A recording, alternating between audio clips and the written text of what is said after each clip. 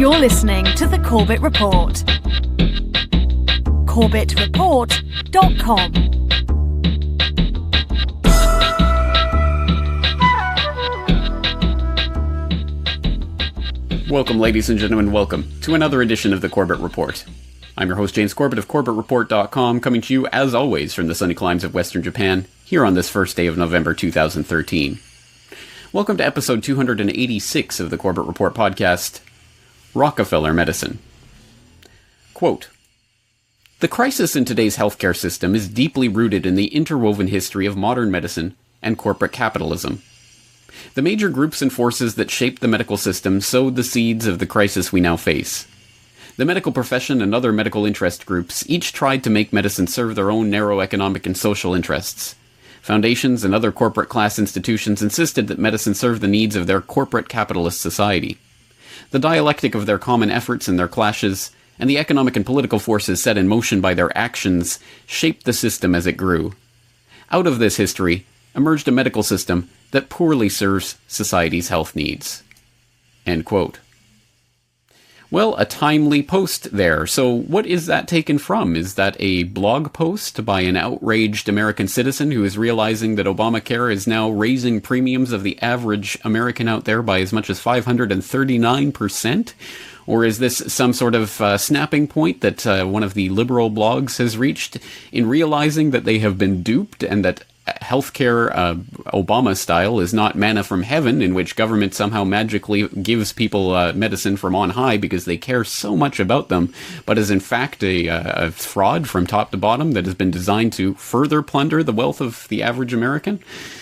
No, actually, as a matter of fact, this is a section, in fact, the introduction to a book that was written in 1979 by E. Richard Brown, published by the University of California Press. That's right, people have been talking for decades and decades and decades now about how America's healthcare system is broken and is certainly not serving the needs of Americans, with the highest medical rates, the highest proportion of salaries, and the highest proportion of GDP being spent on healthcare in America in the entire world. This is obviously a problem of, well, excuse the pun, epidemic proportions. And the question is, how have we arrived at this spot? Well, there are some obvious answers to this, and some not-so-obvious answers. And one of the not-so-obvious answers that is being studiously avoided in the left-right farcical phony debate about Obamacare, which, as always, tries to spin things off into a phony left-right paradigm and a political agenda that doesn't really amount to any difference whatsoever. One thing that is studiously avoided is, well, speeches like this by Senator Max Baucus, who helped pass the Obamacare Act back in 2009, and who was, at that time, thanking some of the people who made that act possible. And I want to single out one person. And that one person is sitting next to me. Her name is Liz Fowler. Liz Fowler is my chief health counsel. Liz Fowler has put my team together, the healthcare team. Liz Fowler worked for me many years ago, since left the private sector, and then came back when she realized that she could be there in the creation of healthcare reform, because she wanted to, in a certain sense, that to be her professional lifetime goal. She put together the white paper last November 2008, 87-page document, which became the basis, the foundation, the blueprint from which almost all healthcare measures and all bills, both sides of the aisle, came from. She's an amazing person. She's a lawyer. She's a PhD. She's just so decent. She's always smiling. She's always working. She's always available to help any senator, any staff. And I thank Liz from the bottom of my heart. And in many ways, she typifies, she represents all of the people who've worked so hard to make this bill such a great accomplishment. So what, you're thinking? So who is this Liz Fowler anyway, and why is it so important to be bringing up this, well, gushing and rather embarrassing praise from Senator Baucus on the House floor? Well, it's because Liz Fowler is not just someone who was formerly in private industry, as he tangentially made mention of in that speech, but someone who, well, had a very interesting history, and one that we can even pick up from mainstream sources like NBCnews.com, which had a post back a few years ago, Fact or Fiction? Senate Chairman has ties to big insurer. Quote, Elizabeth Fowler, now serving as counsel to Baucus on the Finance Committee, worked as an executive, not a lobbyist, for WellPoint, the largest publicly traded commercial health benefits company from 2006 to 2008. Prior to that, she'd worked for Baucus. Committee spokeswoman Erin Shields called Fowler one of the brightest healthcare minds in the Senate, and she and the Finance Committee staff have been working day and night to reach the goal of reform that lowers costs and ensures quality, affordable healthcare coverage, which is Baucus's priority. Shields added that the only factor that influences his decisions and the decisions of his staff is whether a policy is right for his state and for the American people. According to Senate records, Michelle Easton, former chief health counsel to the Finance Committee under Baucus, is lobbying for WellPoint for her firm, Tarplin, Downs & Young. End quote. Well, of course, that MSM post obviously downplays the important aspects of this. The fact that Liz Fowler, the person who Baucus was gushing about and who was absolutely essential in bringing the Affordable Care Act to the American public, was not just a lobbyist for for America and the world's largest publicly traded health benefits company, but was in fact an executive for them. And if we wanted to be even more specific, which oddly NBCnews.com decided not to be, she was a former vice president of WellPoint. So here we have someone in the very heart of the private insurance world coming in to write the very Affordable Care Act, which is supposed to provide all of this wonderful manna from heaven free healthcare to the public, except for the fact that it's going to cost the average American much, much, much more to get insured under this new regime.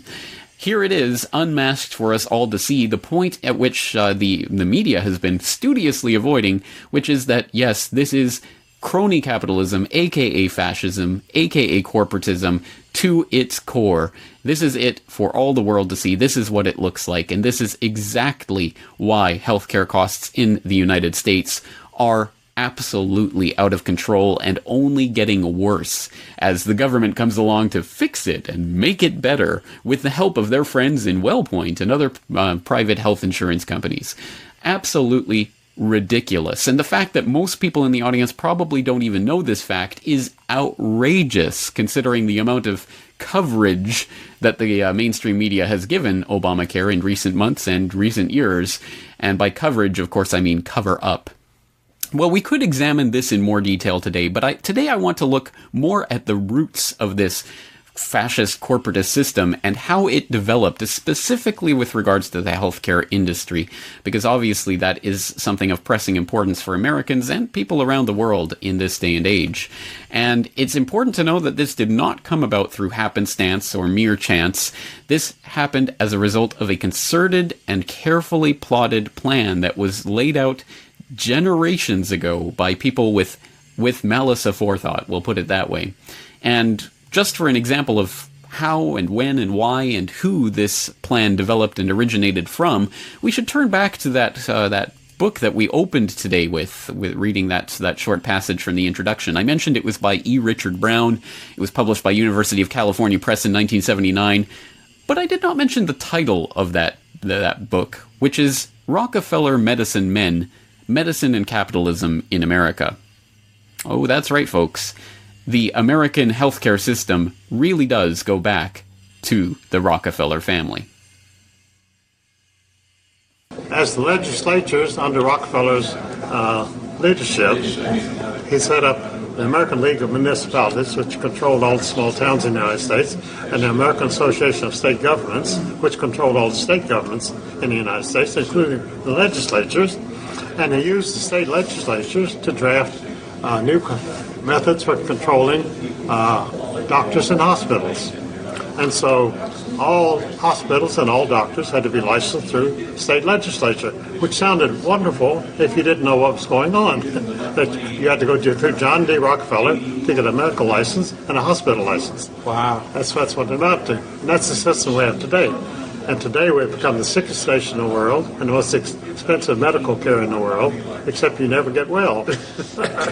Which seems to work out for everybody except the patients. Works good for the doctors, doesn't it? Good for the doctors. It's good Drug for companies. Oh, yeah. So everybody's happy except the poor patients. And whenever you go to a doctor today and he prescribes a medicine for you, he says, you're going to have to take this medication for the rest of your life because it's against AMA principles to ever cure anybody. They've actually brought doctors up on charges of curing people. And they've drummed some of them out of the AMA for that very reason, because you're curing people.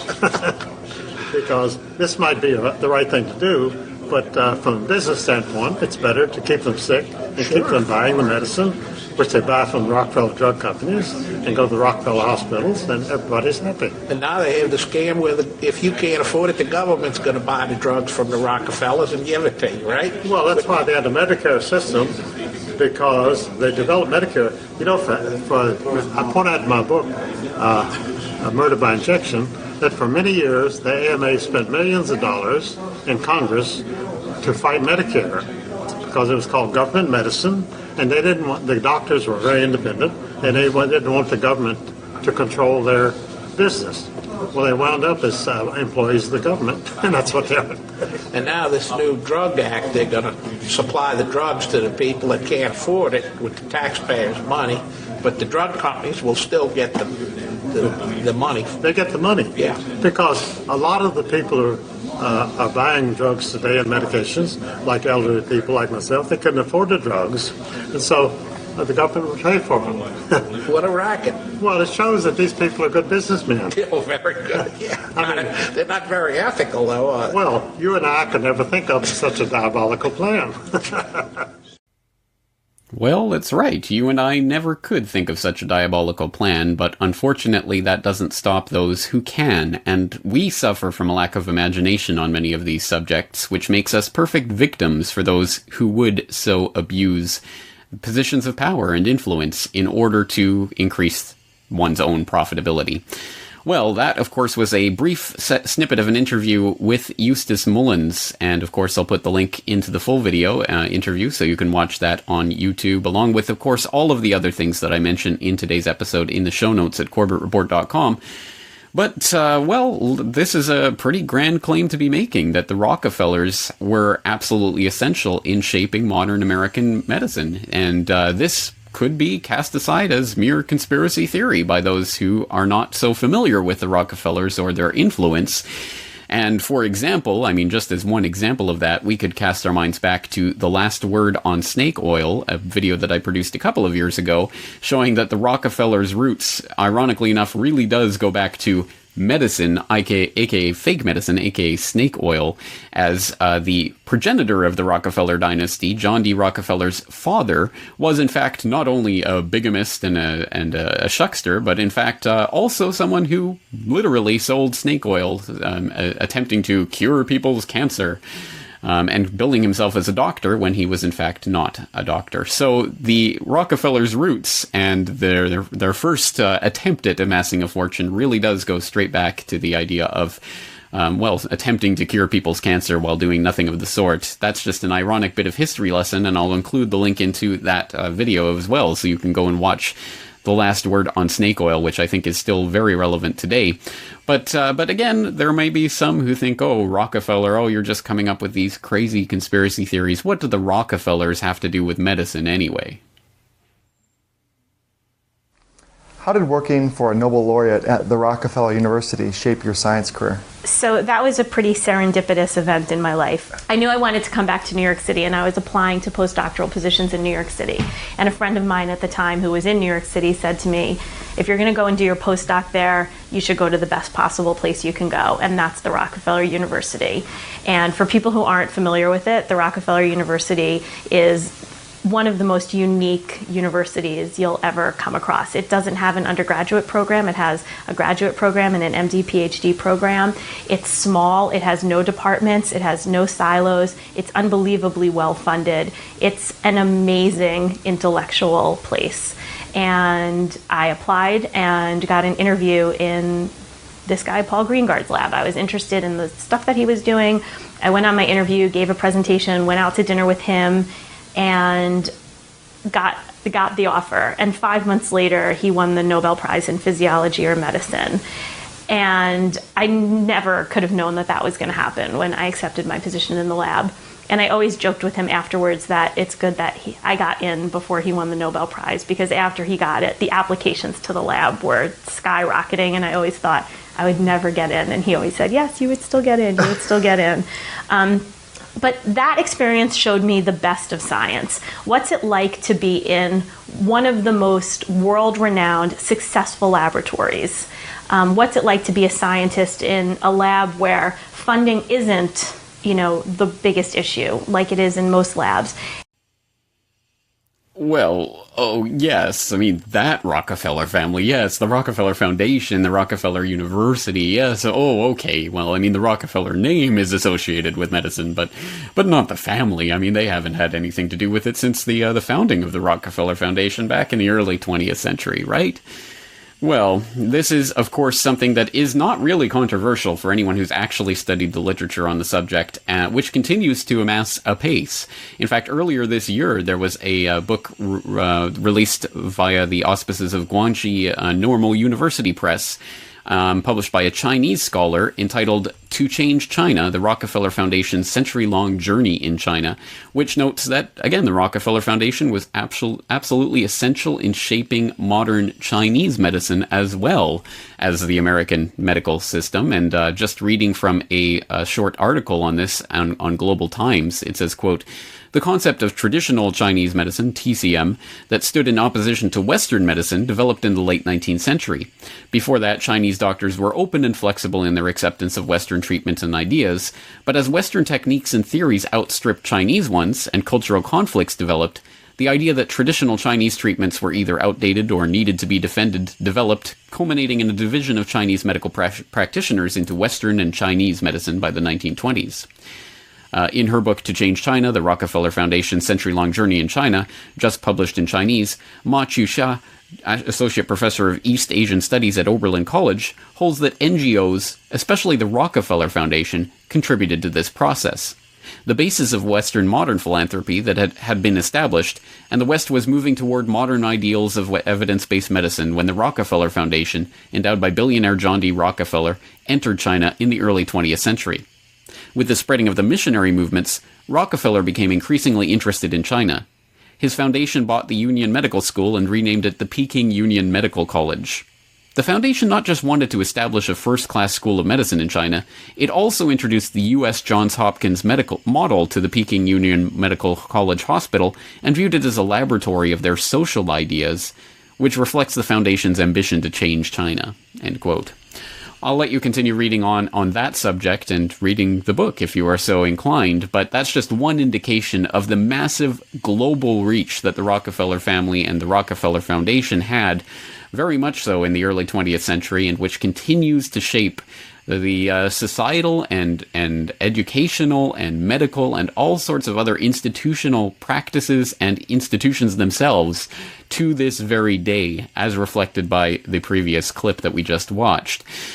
But again, it's not a conspiracy, and it's very much documented history how the Rockefeller Foundation, in cooperation with some of the other corporate foundations that developed via the auspices of the robber barons of the 19th century, had a profound effect on shaping American medical discourse in the late 19th, early 20th century. And again, this has been documented many times, many ways, in many places by many people. So let's take a look at just one example of that goes towards explaining how the modern system of allopathic medicine, as opposed to homeopathic medicine, developed as a result of the Rockefellers and their influence. The answer to this question may be found in some historic events that took place almost a century ago, when official medicine finally managed to gain the upper hand on the so-called empirical doctors, who cured patients with herbs and natural remedies. In the 1800s, society sanctioned both approaches to healing.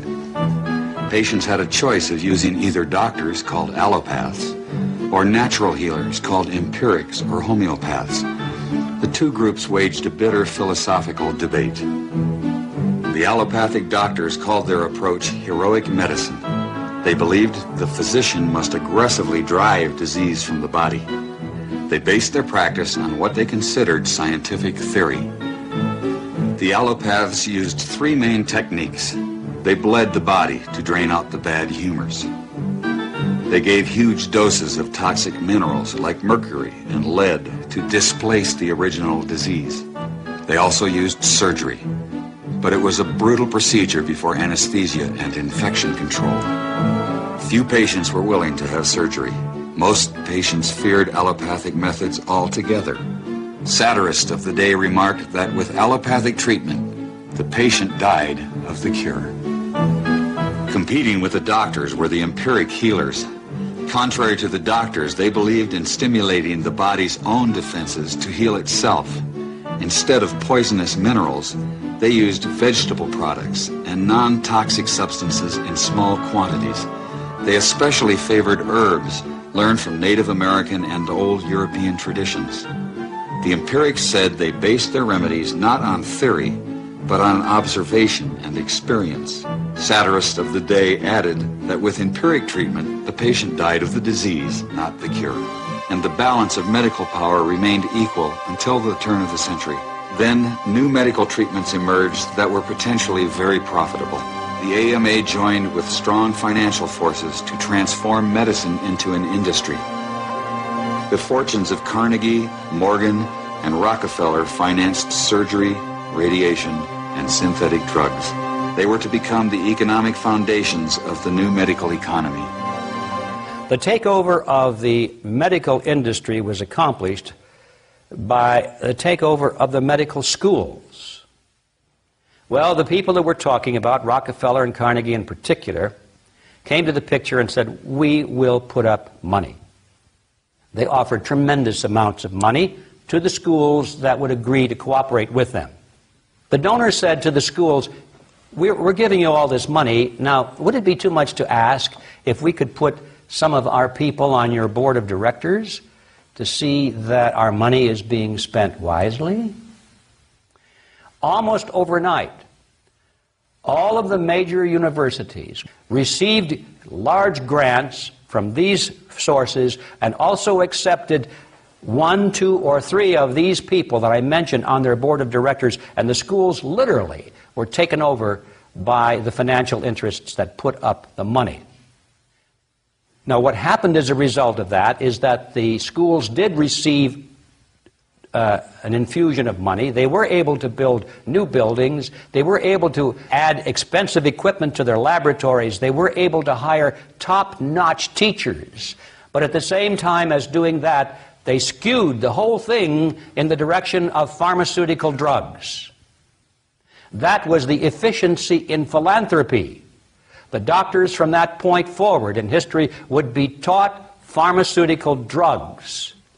All of the great teaching institutions in America were captured by the pharmaceutical interests in this fashion. And it's amazing how little money it really took to do it. Surgery became viable with anesthesia and infection control, and doctors advocated expensive, radical operations. These in turn produced the need for a large, lucrative hospital system. Radium fever swept medicine. The price of radium rose 1,000% almost overnight. Another costly technological industry entered the hospital system. A drug industry grew out of the booming patent medicine business. The doctors changed educational standards and licensing regulations to exclude the empirics. Soon, only AMA-approved doctors could legally practice medicine. In a brief 20 years, the AMA came to dominate medical practice. Organized Medicine launched a media campaign to associate the empirics with quacks. The code word for competition was quackery. So now, the average doctor goes through school. He gets a great education. He has to be really smart to get through it. He learns all about drugs. He doesn't know too much about basic nutrition. I found that the average wife of these physicians knows more about nutrition than he does. But they sure know their drugs. And if you go to your typical doctor today, I don't care what it is, chances are you're going to walk out of there with a prescription. Why? Because that's what he has been trained to do. We can see from all of this, I think, the bare threads of this argument and how the Rockefeller Foundation really was influential in shaping the modern American medical system and what it has become, where the Obamacare actually forces people to buy into the private health insurance industry, which of course only further inflates the rates of healthcare and makes it even less accessible for people who are struggling to make ends meet as it is, while the very richest of the very top, the not 1%, but the 0.0001%, the Rockefellers and others at the very, very top who own the banks that print the money, continue to expand and expand and expand their wealth, even as the lowest people, the people on the lowest rung, economic rung of American society continue to fall ever downwards. Again, this is a ridiculous system that could not have developed in any other way but through the careful machinations of an institution like the Rockefeller Foundation and the people who were steering it at the time, not necessarily the Rockefeller family, so much as people like Frederick Gates, who is an interesting character who we will have more to say about in future episodes of this podcast. But people like that very much helped to shape this idea of philanthropy as a tool for social control. And this is a point that is so fundamental, it needs to be made again and again, and to point out that when free lunches occur, they are never really free. And this is something we all understand intuitively, and yet that thinking goes out the window for many people when they see a free government program. Oh, the government's going to provide free healthcare. Well, not really free, but it's basically like they're providing healthcare to the people because they care so much. Think again. And, well, let's start fleshing this out, and let's start taking a look at the motivations behind a family like the Rockefellers and why they would institute a system like what we have in this day and age. What is it that compels and motivates these people to do what they are doing? The first and basest and most easily understandable way that we can parse what is happening is, of course, to look at the profit motive, because make no mistake about it, there is a profit motive, a very obvious one for a family that made its fortune in the petrochemical industry, in oil specifically, to find other uses for their petrochemicals, including the manufacture of modern medicines, which do rely to a large extent on petrochemicals. Hey, how? Look at that. Suddenly the dominant theme of Western medicine becomes, how can we give people more petrochemical-based medicines, which we can jack up and inflate the price? This is something that I think should be pretty easy to understand, and the way that this was deliberately engineered into society can again be documented by people like Eustace Mullins, who we were listening to earlier in this podcast, and we'll listen to a clip from a different interview, one that goes back even further, a couple of decades now, to talk more about the process by which the Rockefellers did implement this system. And Eustace Mullins is someone who should know, having researched this topic carefully for one of his books, Murder by Injection, The Story of the Medical Conspiracy Against America, which does go on to document how the Rockefellers have important board members on basically every major pharmaceutical company and insurance company in America, at least at the time of the writing of Mullins' work. Every single board included at least 2 or 3 Rockefeller company men, basically Rockefeller associates who were associated with the Rockefeller Bank or the Rockefeller Foundation or some Rockefeller institution or other. So it should be no surprise there, and it should be no great mystery how all of this comes together to create a system that benefits people like the Rockefellers financially. The greatest achievement of the modern drug trust was the invention of the $1,000 pill. They have now they have one pill which costs $1,000, which you use in cancer and various things. And nature, unfortunately, has never learned how to make a $1,000 pill. So obviously, nature is no good as far as the medical monopoly is concerned. Well, tell us a little bit, just before we get into that also, there's a difference between homeopathic medicine and allopathic, and that's part of what we're discussing also. Tell us a little bit about that, if you would, Eustace Mullins. Well, what you're talking about is a historic situation. In the 19th century, most Americans thrived on what is called homeopathic medicine, which is mostly naturopathic remedies available through nature in abundance at low cost. Well, the medical monopoly, which was formed in 1847 as the American Medical Association, they didn't like this. They thought, how are doctors going to get rich, and how are we going to control the people through the medical monopoly when they can go to these homeopathic people and get these remedies at very low cost? So the first plank of the AMA was we will never allow any homeopathic physician to become a member of the AMA, and they never have. So, but the AMA was still in a minority. So around the turn of the century, John D. Rockefeller realized there were great potentialities of profit in the medical industry, and so he took over the medical profession. Now you say, how could anybody take over the medical profession? Well, first you have to have a lot of money, and second you have a lot of power. Well, he had both, and he did. So he revamped the entire medical system of treatment of the people of the United States, which had been homeopathic. He switched it over to allopathic medicine, which is a different type of practice, originating in Germany. And the great attraction of allopathic medicine is it relies on radical surgery. I mean, if you can't cure it, cut it off. And the heavy use of drugs, because when you're having your limbs cut off, you need a lot of drugs because it's very disturbing. And lengthy hospital stays, none of which are features of homeopathic medicine. It's entirely the reverse. So by taking over the medical industry in 1910, through studies which he made through the Carnegie Foundation, John D. Rockefeller emerged as the kingpin of the medical monopoly in the United States.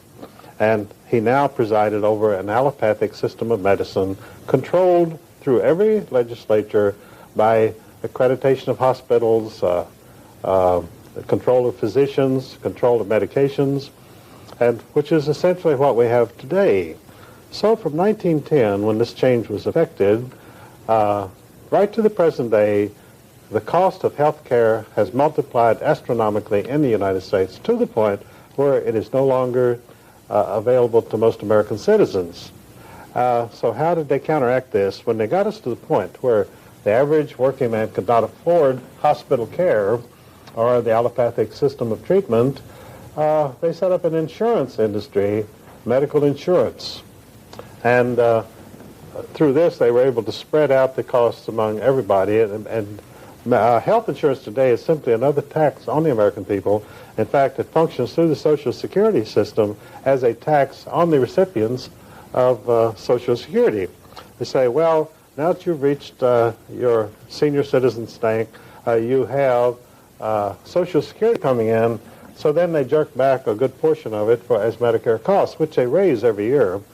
And so eventually, probably, Social Security and Medicare will be equal, so you'll get a check every month, which will be 000. They say, well, here's your Social Security check, but we've deducted your Medicare costs, and so now you get zero. And it's funneled into the Rockefeller-style monopoly, whoever is involved in it. Oh, all of the money from the health industry goes into the medical monopoly and the drug trust.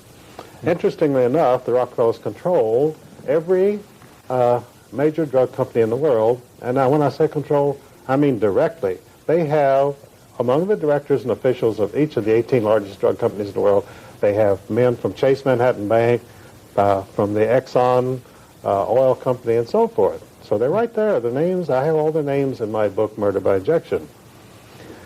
And with this kind of control and the monopoly, they have been jacking up the health costs on the American people monthly, not yearly, but monthly. I think all of this is easy enough to understand and easy enough to follow from A to B to C to see how a Rockefeller family and John D. Rockefeller, with an almost incalculable fortune back at the turn of the century, was able to parlay that fortune into a tax-exempt foundation, let's not forget, that was able to invest its resources in philanthropic concerns, quote unquote, that even helped to parlay that fortune even further so that Rockefeller's heirs are even more substantially wealthy. Although not if you read Forbes' wealthiest men in the world list, but do you really trust that list?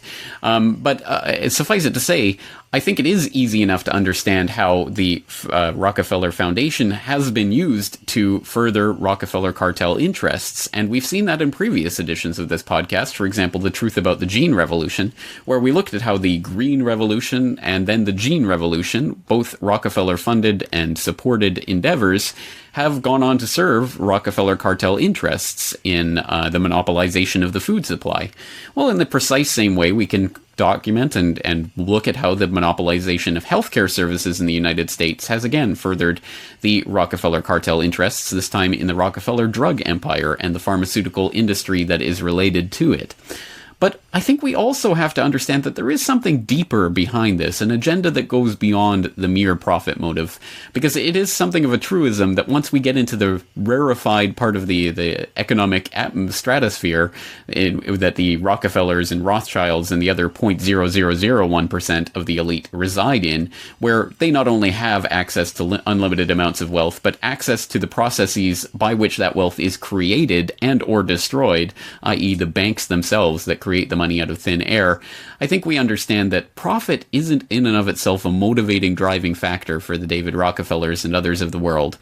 There has to be something more fundamental at base. And as I've made the point many, many times on this podcast and in the interviews that I do, I think that at the end of the day, this is not about money. This is about power. And money can be parlayed and used as a type of currency to buy and purchase power, but ultimately it is the power itself that is the important factor in this equation. And this power is being wielded for a specific purpose, the driving, motivating ideology of these cartel families, and one that has motivated them demonstrably for generations, which is to say, eugenics and depopulation.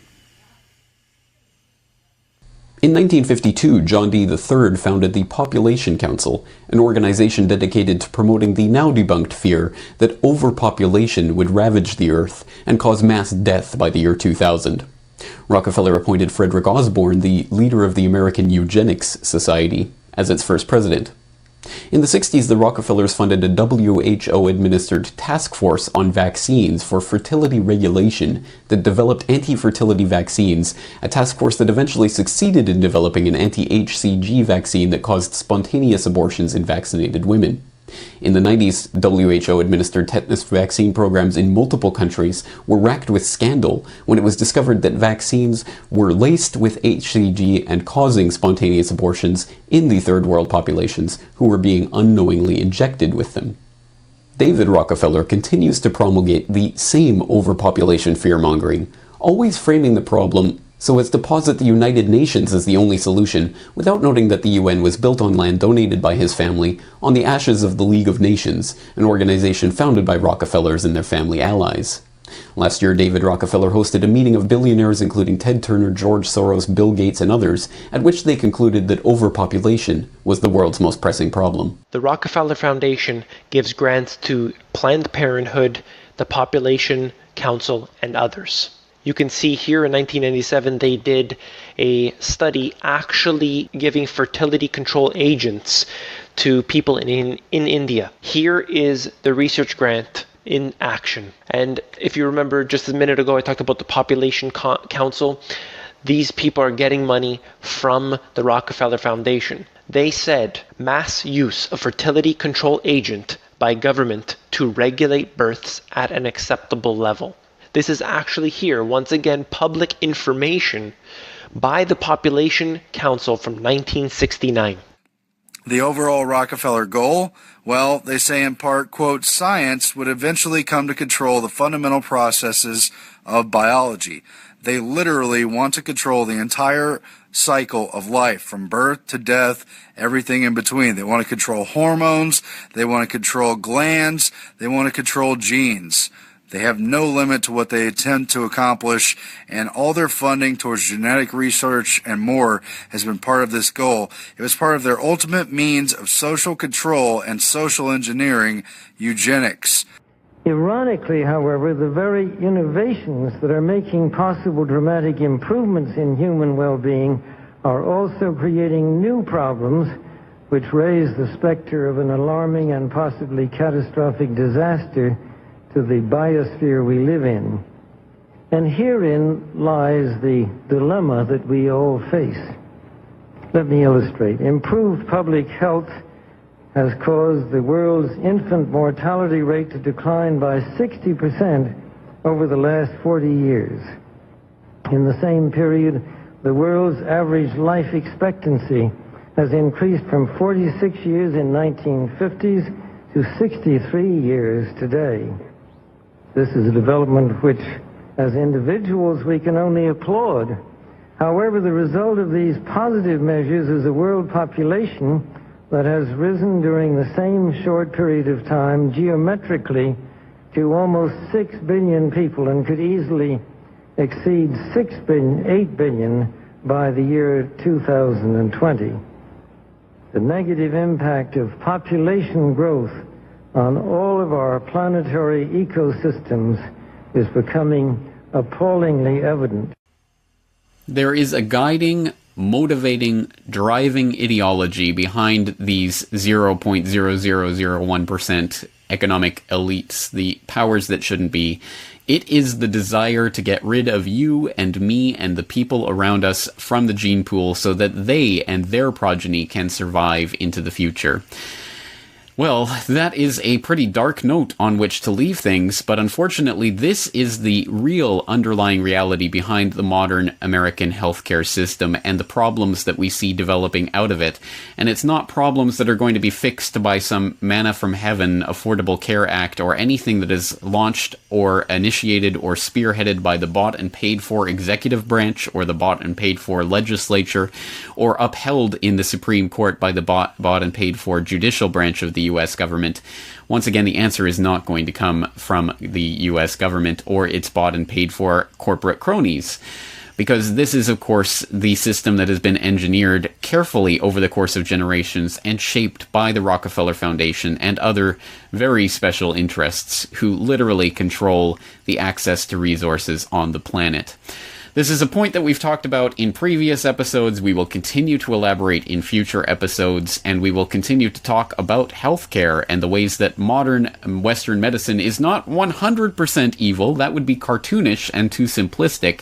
It does certainly provide some benefits, but it is the poison pills that they are able to insert, sometimes literally poison pills, that they're able to insert into that mix, which is the insidious part of all of this. And I think there's a lot more to be said about eugenics and depopulation and how this figures into it, but as I say, we will leave that for further explorations in further episodes of today's of this podcast. But today I'm going to leave all of you out there with the dual task this week, not only of continuing this research for yourself, as always, and informing me of what you find through the contact form at corbettreport.com, but perhaps more importantly, spreading the information we've looked at today to others as the Obamacare fiasco makes this a talking point in American society, at any rate, at the moment. This is a prime opportunity to inform others about the real roots of the modern American healthcare system and how we arrived at this spot in the first place. It is not just happenstance. It's not just one of those things you shrug your shoulders and say, well, I wonder how America became the most expensive healthcare system in the world. It has been engineered that way carefully through methodical planning over the course of generations by people with almost unthinkable amounts of wealth and access to resources to make that happen. So I will once again leave you today with that humble task of attempting to spread this to others and inserting some truth into the conversations that are happening right now about Obamacare. And on that note, I am thanking you once again for joining me for this edition of the podcast and asking you to join me again next week for another edition.